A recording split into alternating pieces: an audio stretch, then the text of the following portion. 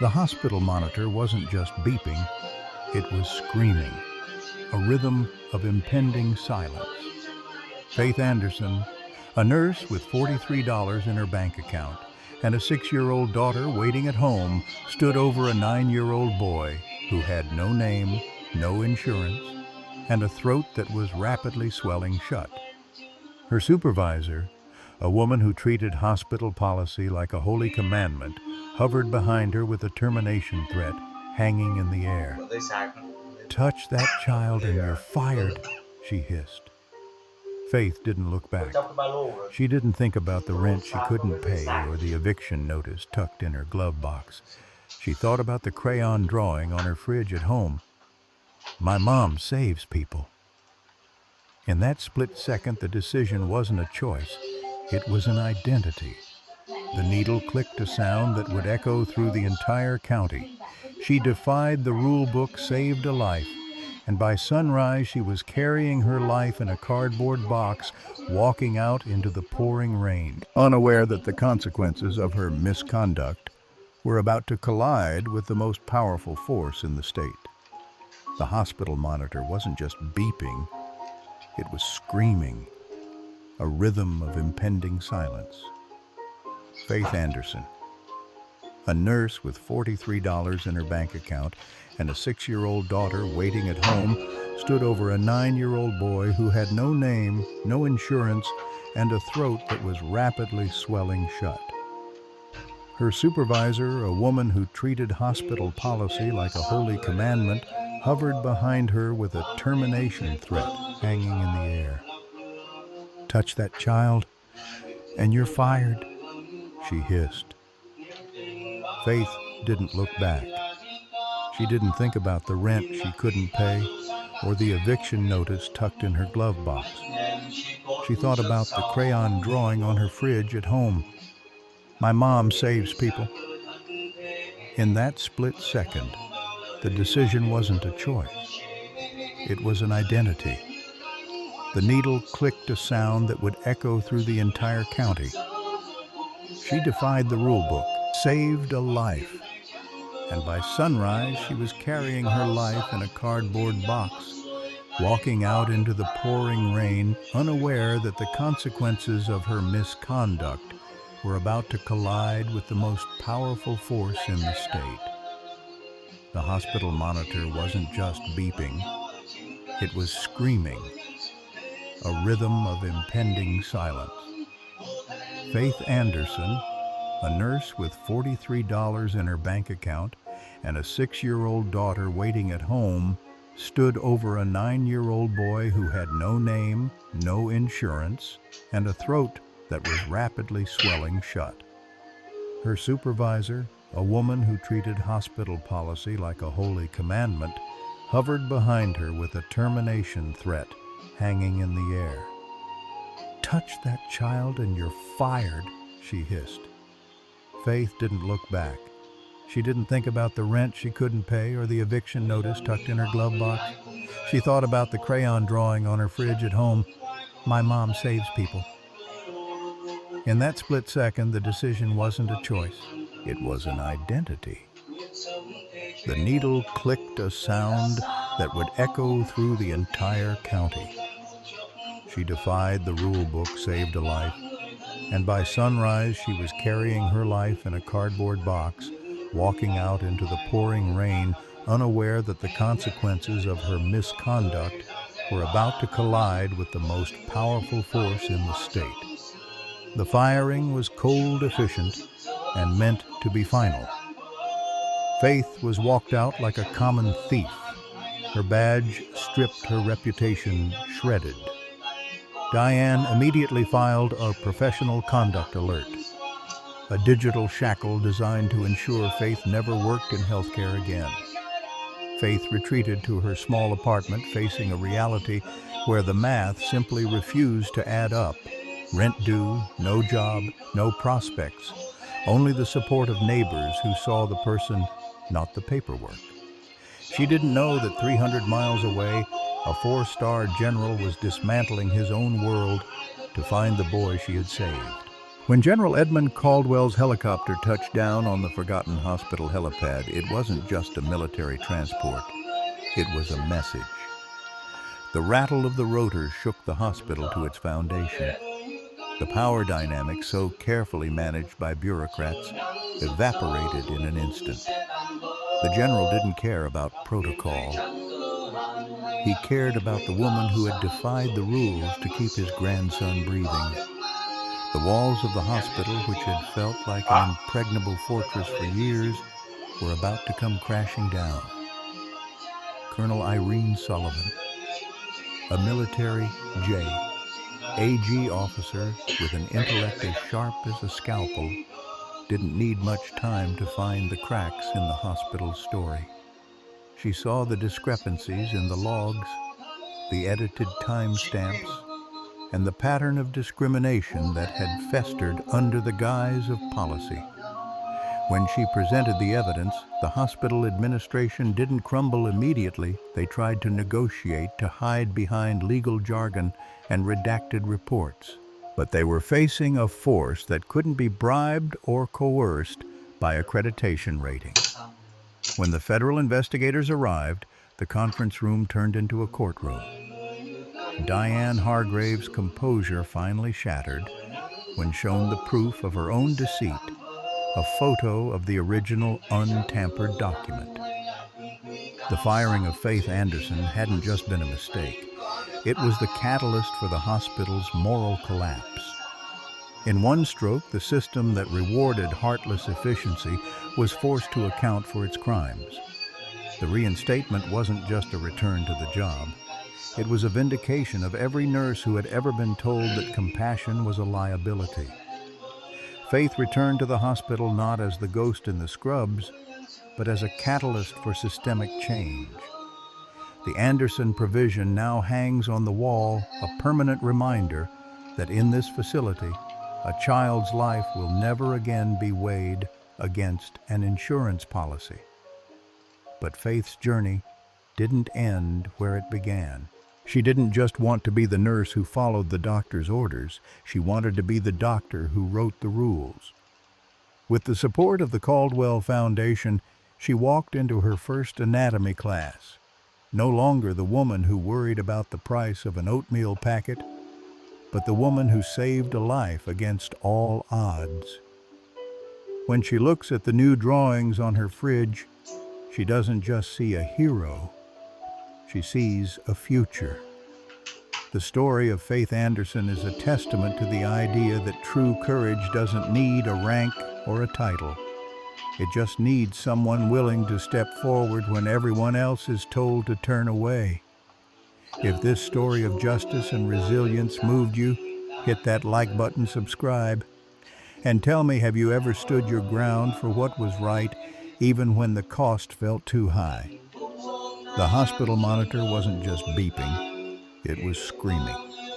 A jagged rhythmic pulse of impending silence that echoed through the sterile, white-tiled corridors of Grady County Medical Center. Faith Anderson stood over a 9-year-old boy whose skin was turning a terrifying shade of blue. He had no name in the system, no insurance card in his pocket, and no one waiting for him in the lobby. To the administrative suits upstairs, he was a liability, a ghost in the machine. To Faith, he was a child who was suffocating on his own breath. Her supervisor, Diane Hargrave, stood in the doorway, her arms crossed like a prison warden. "Step away from that bed, Faith." Diane hissed, her voice cold enough to freeze the oxygen in the room. "He is an undocumented intake. We don't have the clearance. If you touch that tray, you're walking out of here in handcuffs for theft of hospital property." Faith looked at her supervisor, then back at the boy. She saw the way his small fingers clawed at the bed sheets, fighting for a single molecule of air. In her pocket was a 6-year-old daughter's drawing, a messy son, and a house. If she lost this job, she lost that house. But if she walked away, she lost her soul. Faith didn't blink. She reached for the adrenaline, the silver of the needle catching the fluorescent light like a lightning bolt.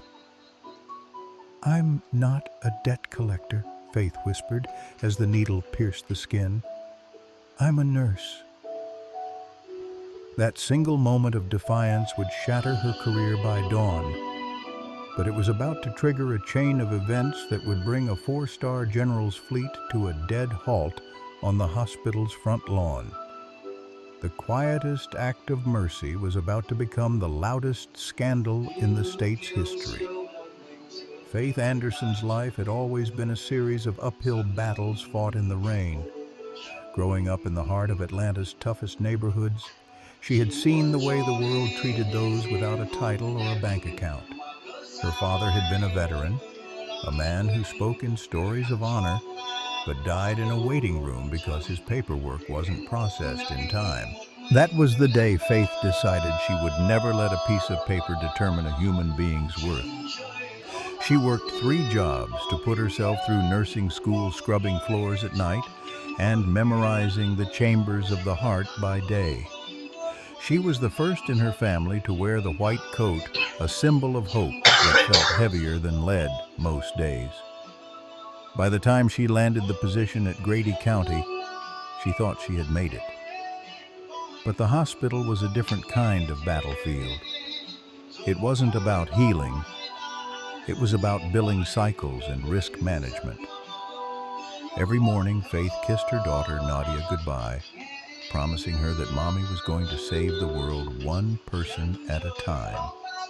Nadia would look at her with those big, trusting eyes, unaware that Mommy was currently being targeted by the hospital board for spending too much time comforting patients who couldn't pay. Faith's locker was filled with performance warnings, meaningless slips of paper that criticized her for inefficient resource allocation. In the corporate world of medicine, being a good person was considered a professional flaw. She was living on the edge of a knife, her bank account showing a balance that barely covered a week of groceries. Yet she walked into every shift with her head held high, unaware that the coming night would be the ultimate test of her father's legacy and her own survival. Diane Hargrave didn't see patients. She saw data points. As the chief of administrative nursing, her office was a shrine to efficiency, decorated with framed certificates and plaques that celebrated cost reduction and optimal bed turnover. Diane believed that the survival of the hospital depended on a ruthless adherence to the rule book. To her, a nurse like Faith Anderson was a dangerous anomaly, a sentimentalist who threatened the bottom line. Diane had spent years perfecting a system that filtered out high-risk, low-return individuals before they could even reach a bed. She had a network of informers, other nurses who were too afraid of losing their own pensions to speak up, who told her every time Faith gave an extra blanket or used a sterile kit without an insurance code. On the night the boy arrived, Diane had been watching the security feeds from her climate-controlled office.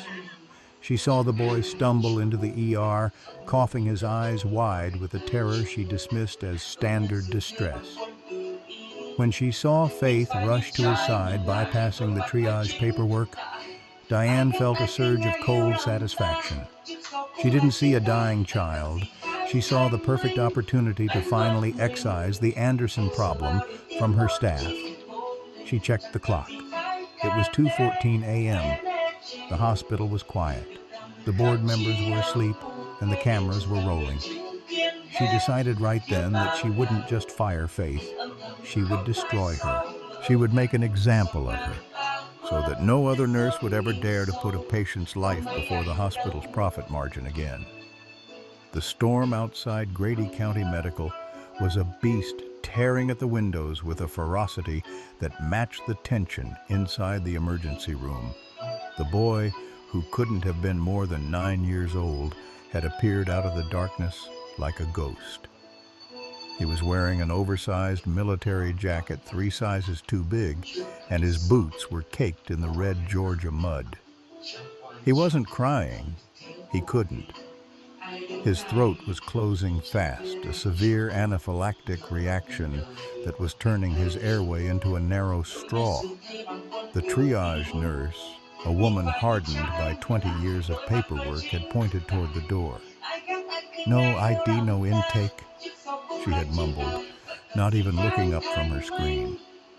But Faith had felt the air leave her own lungs, just watching him. She had grabbed the boy's hand, feeling the heat of his fever and the frantic drumming of his heart.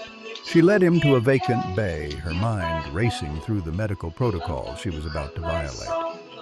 "You're okay, sweetie," she whispered, her voice a stark contrast to the thunder outside. "I've got you."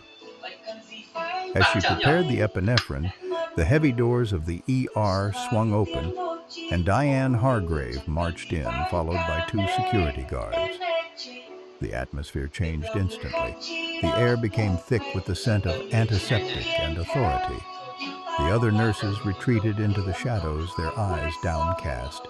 It was a showdown in a place meant for sanctuary. Diane's heels clicked on the linoleum like a ticking clock, each step bringing her closer to the bed where the boy lay gasping for his life. The conflict wasn't just about medicine anymore.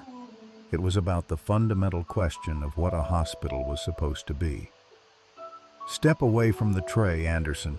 Diane's voice was a whip cracking through the silence of the bay. "This is your final warning. That child is not a registered patient. You are committing a felony by using hospital narcotics on an unvetted civilian." Faith's hands didn't shake. She felt a strange, icy calm settle over her. She looked at the boy, who was looking up at her with a plea that transcended language. He wasn't a civilian or an unvetted intake. He was a child. Faith thought about her father dying in a chair just like this one, waiting for a signature that never came. She thought about Nadia sleeping safely at home, believing her mother was a hero. "His name is Caleb," Faith said, her voice low and steady, though she had only just seen the name stitched into the inside of his oversized jacket. "And he is dying."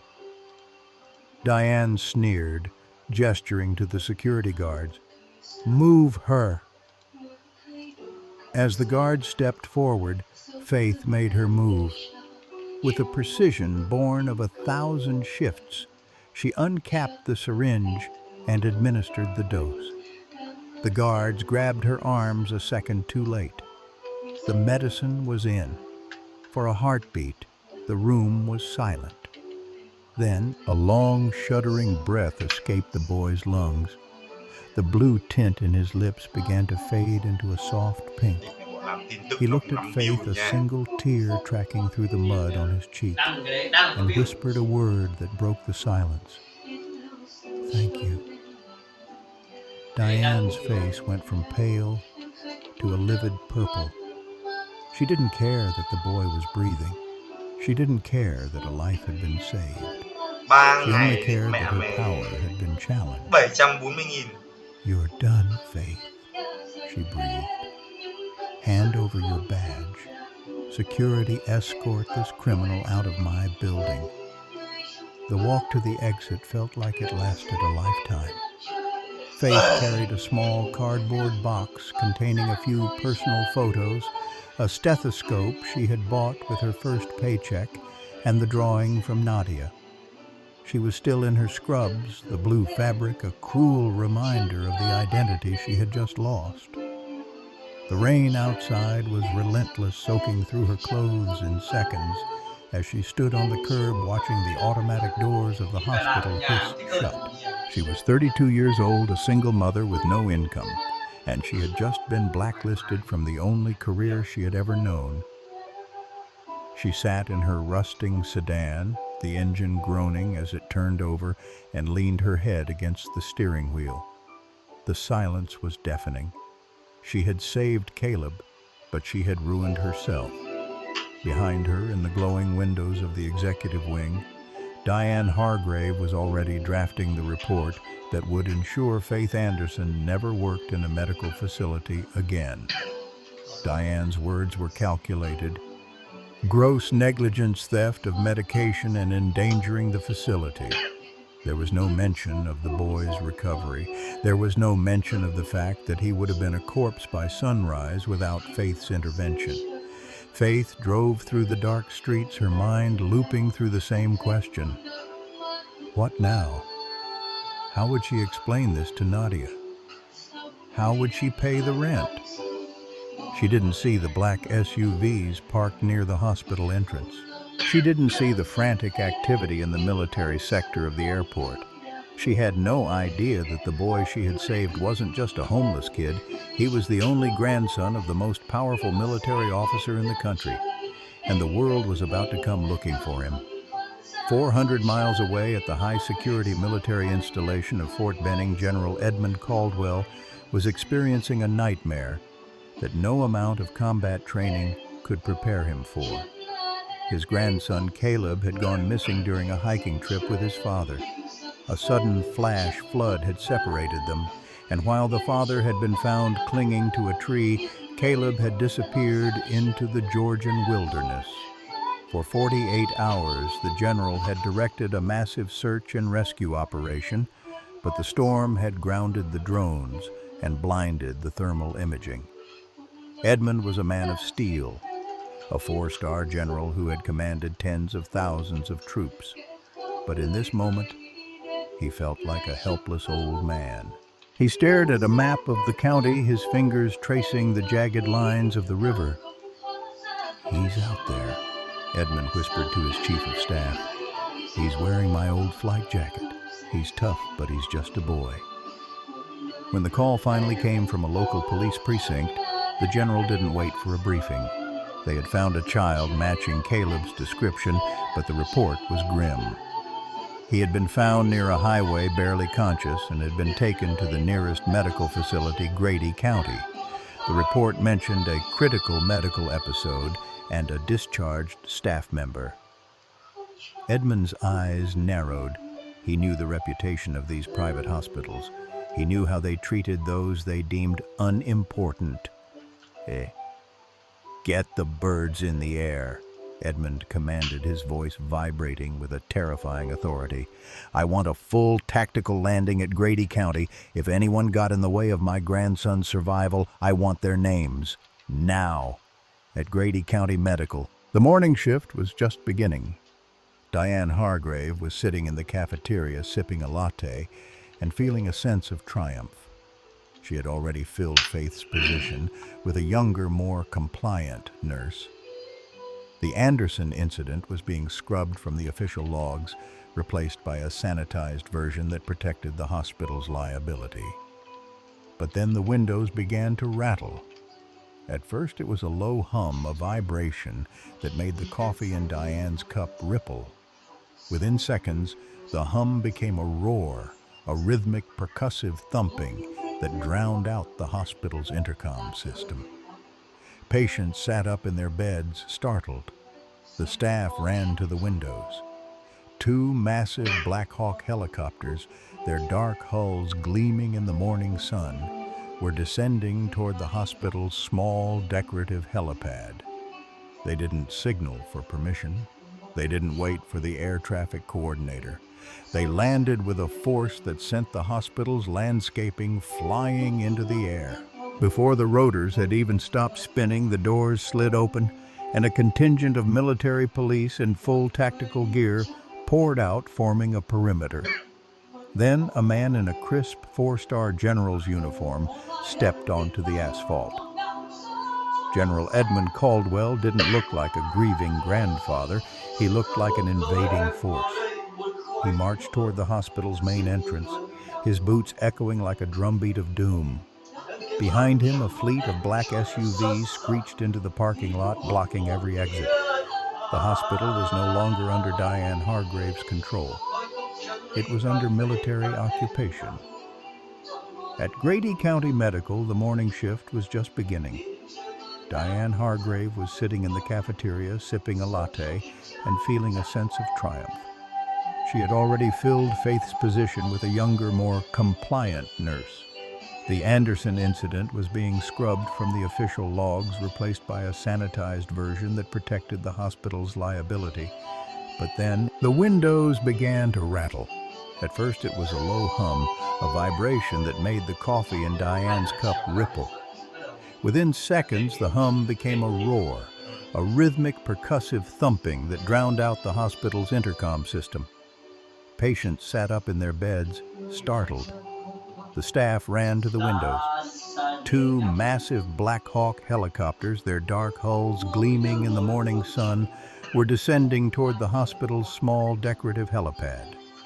They didn't signal for permission. They didn't wait for the air traffic coordinator. They landed with a force that sent the hospital's landscaping flying into the air. Before the rotors had even stopped spinning, the doors slid open, and a contingent of military police in full tactical gear poured out, forming a perimeter. Then, a man in a crisp four-star general's uniform stepped onto the asphalt. General Edmund Caldwell didn't look like a grieving grandfather. He looked like an invading force. He marched toward the hospital's main entrance, his boots echoing like a drumbeat of doom. Behind him, a fleet of black SUVs screeched into the parking lot, blocking every exit. The hospital was no longer under Diane Hargrave's control. It was under military occupation. At Grady County Medical, the morning shift was just beginning. Diane Hargrave was sitting in the cafeteria sipping a latte and feeling a sense of triumph. She had already filled Faith's position with a younger, more compliant nurse. The Anderson incident was being scrubbed from the official logs, replaced by a sanitized version that protected the hospital's liability. But then the windows began to rattle. At first, it was a low hum, a vibration that made the coffee in Diane's cup ripple. Within seconds, the hum became a roar, a rhythmic, percussive thumping that drowned out the hospital's intercom system. Patients sat up in their beds, startled. The staff ran to the windows. Two massive Black Hawk helicopters, their dark hulls gleaming in the morning sun, were descending toward the hospital's small, decorative helipad. They didn't signal for permission. They didn't wait for the air traffic coordinator. They landed with a force that sent the hospital's landscaping flying into the air. Before the rotors had even stopped spinning, the doors slid open, and a contingent of military police in full tactical gear poured out, forming a perimeter. Then a man in a crisp four-star general's uniform stepped onto the asphalt. General Edmund Caldwell didn't look like a grieving grandfather. He looked like an invading force. He marched toward the hospital's main entrance, his boots echoing like a drumbeat of doom. Behind him, a fleet of black SUVs screeched into the parking lot, blocking every exit. The hospital was no longer under Diane Hargrave's control. It was under military occupation. While the general's team took over the hospital's records room, Faith Anderson was sitting at her kitchen table staring at a stack of bills she couldn't pay. Nadia was at a neighbor's house, and the silence of the apartment was suffocating. Faith had spent the morning calling every clinic in the state, but the word had already spread. Diane Hargrave had done her work well. Faith was unemployable. There was a knock at the door, not a polite tap, but a firm, authoritative rap.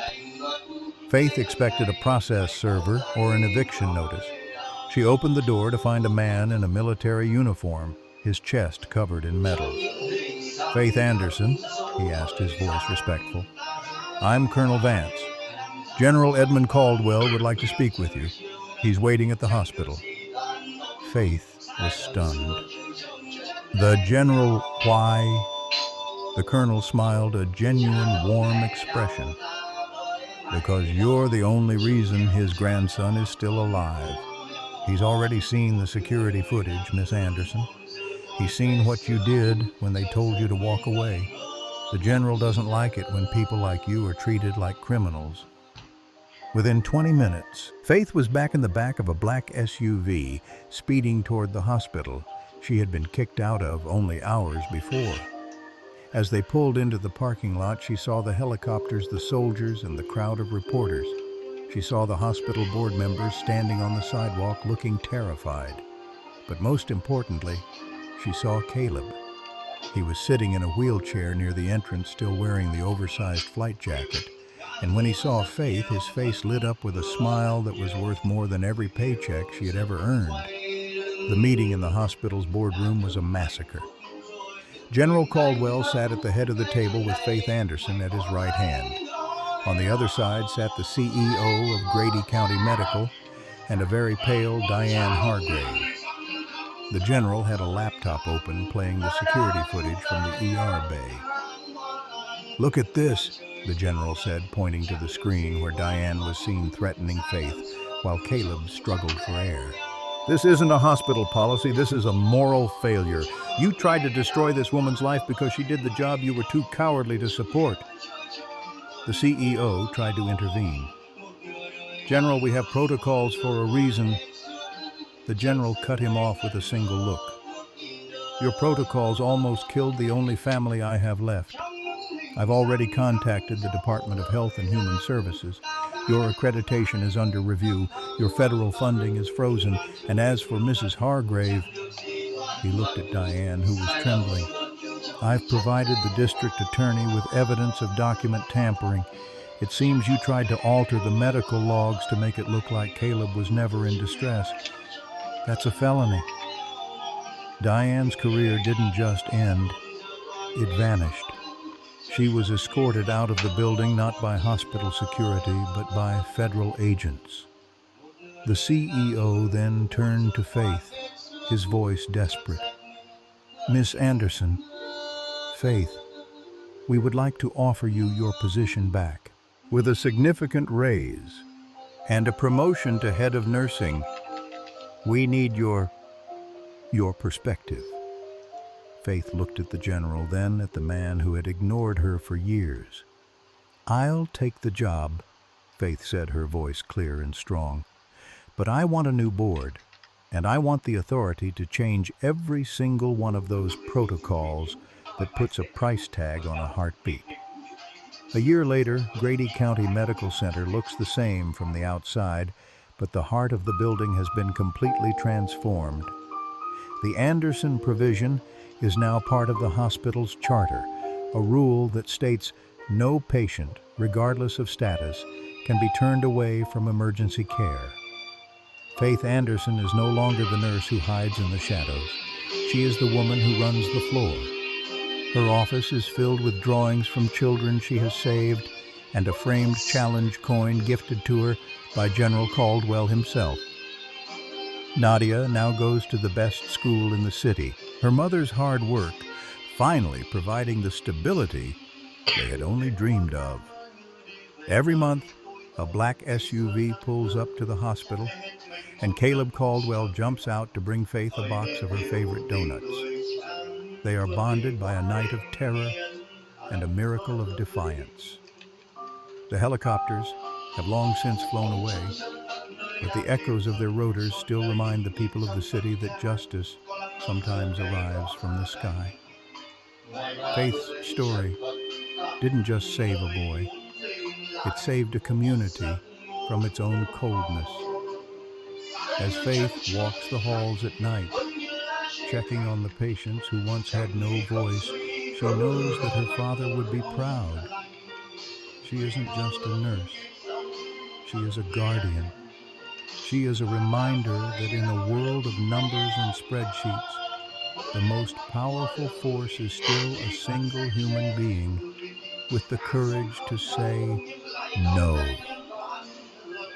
If you ever feel like the system is too big to fight, remember the nurse who stood her ground in the rain, and remember that sometimes the world's most powerful people are the ones who have nothing to lose but their integrity.